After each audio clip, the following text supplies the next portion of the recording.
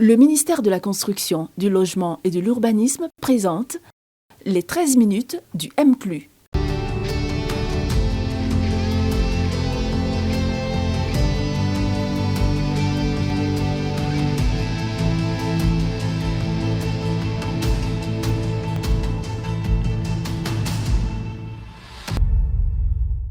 Faciliter la vie à l'usager, lui permettre de gagner en temps et en efficacité dans la mise en œuvre de ses projets de construction, telles sont les quelques raisons qui ont milité en faveur de la mise en place d'un guichet unique du permis de construire. Aujourd'hui, je suis dans le hall du guichet unique du permis de construire et dans quelques instants, je vais recevoir pour vous le directeur de ce guichet. On verra ensemble quels sont les résultats de ce guichet depuis sa création, quel en est le fonctionnement tout à l'heure avec M. Sidibé. Mesdames, Messieurs, bienvenue dans le 13 minutes du M+.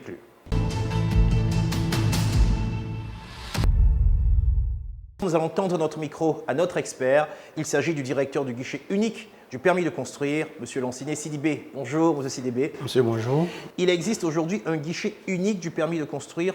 Pourquoi avoir songé à mettre en place un guichet unique? Selon la Banque mondiale, avant la mise en place du guichet unique du permis de construire, pour faire une demande de permis de construire, il fallait 23 procédures. C'est beaucoup. Et le délai de traitement était estimé à 347 jours, presque un an. Donc quand vous faites une demande de permis de construire, vous devez attendre presque un an avant d'avoir votre permis de construire. Mais cela s'expliquait par justement le nombre de procédures dont je viens de parler. L'usager devait aller à la CIE pour faire une demande visa CIE, après à la SODC pour faire une demande visa SODC, à la direction de l'urbanisme pour faire une demande de CU, à la direction de l'assainissement pour faire une demande de visa assainissement. C'était fastidieux. Et ça prenait énormément de temps, vu que ces différentes administrations, leur activité principale, ce n'est pas la demande de permis de construire. Pour régler le problème, raccourcir les délais et réduire les procédures, le gouvernement a décidé de la mise en place d'un guichet unique du permis de construire qui regroupe tous ces acteurs à un même lieu et que donc la mission unique, la mission principale est la délivrance du permis de construire. Alors, vous avez parlé des délais. Est-ce que les délais ont été réduits aujourd'hui pour délivrer un permis de construire? Après la mise en place du guichet unique du permis de construire, la Banque mondiale a fait ses enquêtes et a estimé que le délai de délivrance du permis de construire est passé de 347 jours à 30 jours. Donc, vous voyez l'évolution significative qu'il y a eu dans le délai de traitement du permis de construire. Effectivement, il y a eu un impact significatif sur le délai de traitement des demandes de permis de construire. Alors, donc, maintenant, ici, au guichet où nous sommes, nous avons tous les acteurs, la CIE, la SODC, le ministère de l'Assainissement, tout le monde. Vous avez tous les acteurs qui sont représentés au guichet du permis de construire. Tous les acteurs que vous venez de citer, la CIE, la SODC, l'ONPC, tous ceux qui ont un avis à donner sur une demande de permis de construire sont représentés au sein du guichet du permis de construire. Vous avez même l'INHP pour des questions d'hygiène. Vous avez l'ONPC pour des questions de sécurité incendie. Vous avez les ingénieurs, l'ordre des architectes. Tous ceux qui ont un intérêt, qui ont un avis à donner sur une demande de permis de construire sont représentés au guichet du permis de construire. Alors, cela dit, certaines personnes continuent de se plaindre encore des délais. Mais apparemment, vous dites qu'on est passé d'un an à un mois. Alors, qu'est-ce qui peut justifier qu'un usager se plaigne encore? L'explication est simple, c'est que l'usager fait une confusion entre le délai pour monter le dossier de demande de permis de construire et le délai de traitement. Vous savez, ceux qui montent le dossier de permis de construire ne sont pas de l'administration, ne sont pas au guichet du permis de construire. Ce sont les architectes à qui vous confiez votre demande de permis de construire, qui lui doit faire la conception des plans archi, qui doit contacter un ingénieur pour faire la partie technique, le dossier d'ingénierie, qui doit avoir un préventionné pour faire les notices de sécurité. Tout ce délai qui n'est pas du fait de l'administration, souvent l'usager prend en compte ce délai-là pour dire que pour avoir un permis de construire, c'est long. Ce n'est pas long. Le délai de traitement, actuellement, nous tournons autour de 21 jours. Ça, c'est clair et c'est net. Au-delà de 21 jours, vous rapprochez-vous du guichet, c'est qu'il y a un problème sur votre dossier. Il y a des corrections qu'on a demandé que l'architecte à qui vous avez confié votre dossier n'a pas apporté.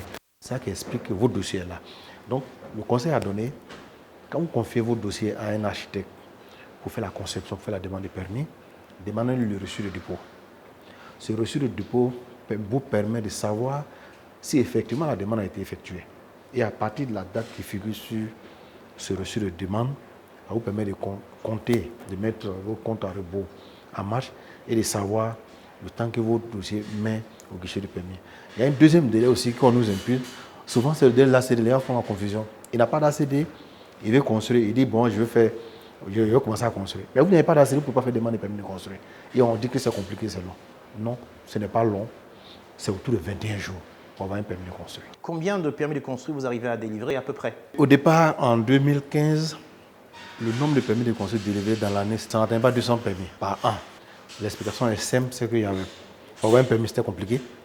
Les délais étaient longs, donc les gens préféraient construire, s'arranger sur le terrain que de faire une demande de permis. Actuellement, nous sommes autour de 2000 permis délivrés chaque année. Et donc, vous voyez que le nombre a été multiplié pratiquement par 10 en termes de demande de permis de construire. La raison est simple, c'est que maintenant, vous faites la demande de permis de construire, c'est clair, on sait où on fait la demande de permis de construire.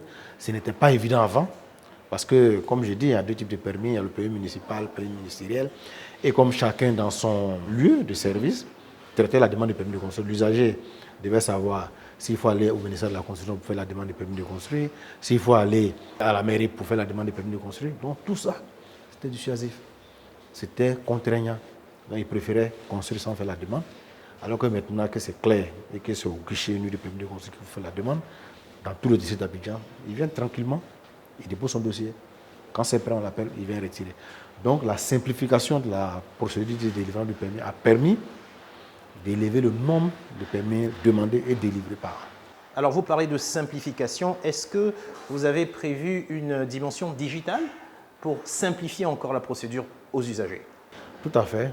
Nous sommes en train de développer un cycle GUPC qui permettra à terme de faire une demande en ligne.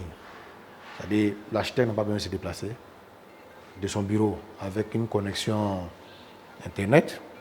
Il soumet sa demande au guichet du permis qu'il reçoit, qui lui fait un retour pour lui dire votre demande coûte tel montant. Il paye en ligne à travers mobile money ou tout type de paiement, Trésor Pay. Lorsque le paiement est effectué, sa demande est validée.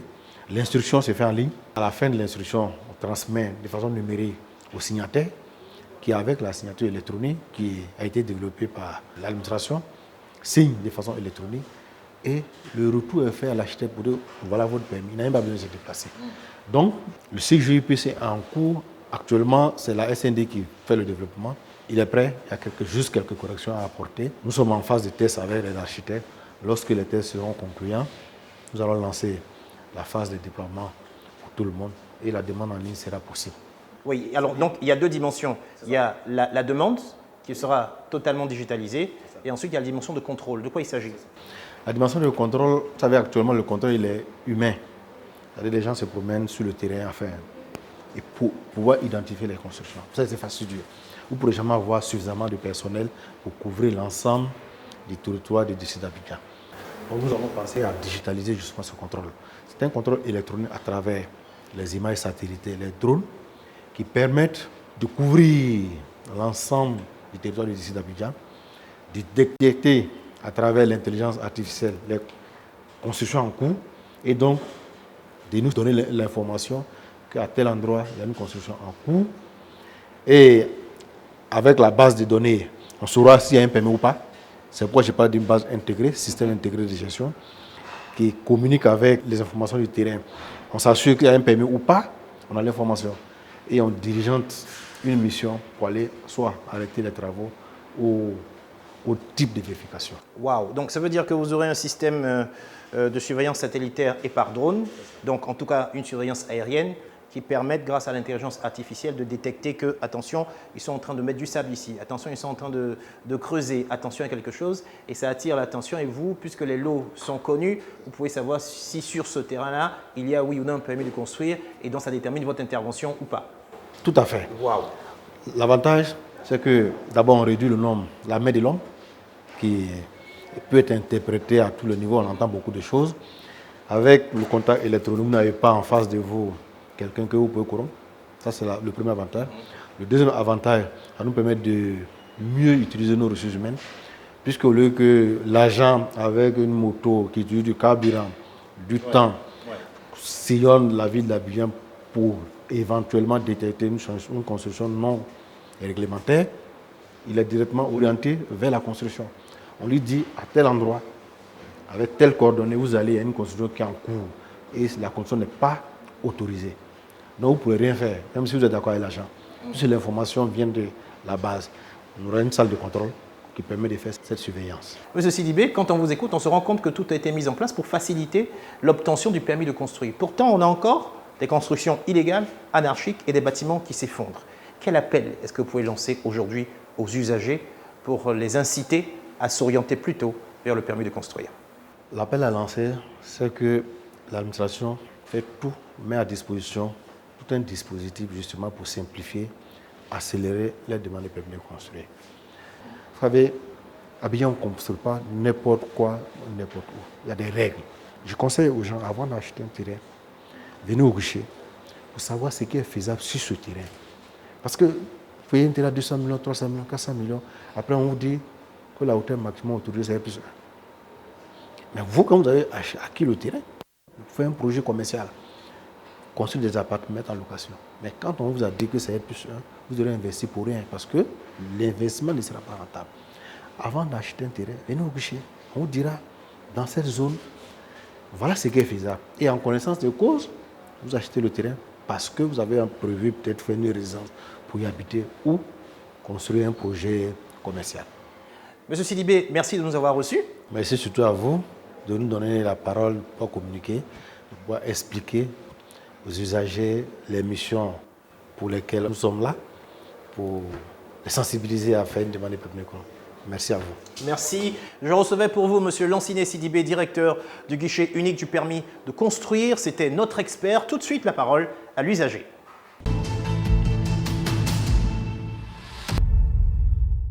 Bon, je veux dire, le permis de construire, c'est un document qui donne l'autorisation à une personne de construire.